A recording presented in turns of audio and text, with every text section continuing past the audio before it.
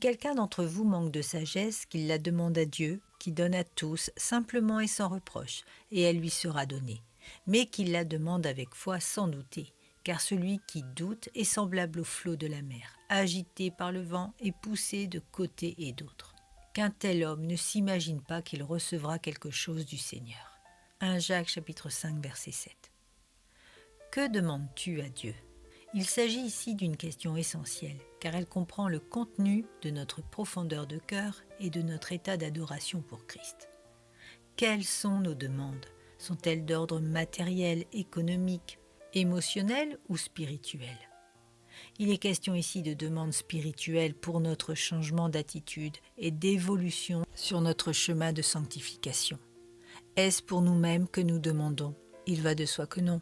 C'est pour Dieu, pour sa gloire et pour l'honorer par un témoignage qui reflète Jésus en nous. Mais il nous faut être bien conscients du contenu de notre demande. Voilà ce qui est précisé dans Jacques chapitre 4 verset 3. Vous demandez et vous ne recevez pas parce que vous demandez mal, dans le but de satisfaire vos passions. La réponse, comme indiqué avant ce verset, est dans la question. Demandez ce qui a de la valeur divine et vous serez exaucés. Mais si c'est pour remplir votre désir passionné, votre requête ne dépassera pas le plafond.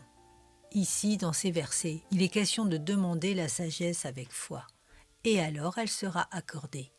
Vous pouvez également demander au Seigneur du zèle, le pardon, la compassion des âmes, la patience, la maîtrise de soi. Et cela vous sera accordé si vous ne doutez pas. Concernant des choses matérielles, si c'est pour répondre à un besoin qui n'est pas intéressé, mais qui est de nécessité pour vivre ou remplir votre mission pour le Seigneur, demandez-le avec foi sans douter. Et comme c'est la volonté de Dieu, cela vous sera accordé. Nous ne sommes pas du tout dans un processus de pensée positive anti-biblique, mais bien dans une démarche de soumission à Dieu pour l'édification de son royaume. C'est la foi en Jésus qui porte nos demandes. Notre discernement à faire les bonnes demandes sera également soutenu par le vouloir et le faire que le Saint-Esprit manifeste en nous. Le roi Salomon, parce qu'il avait demandé l'intelligence et le discernement du bien et du mal, fut exaucé et reçut même la richesse matérielle en cadeau. Tout ce que vous demanderez au Père qui est en relation avec Jésus est le signe de votre adoration. Alors n'hésitez pas, demandez avec foi, ne doutez pas, et le ciel vous remplira de sa lumière pour tendre vers la perfection.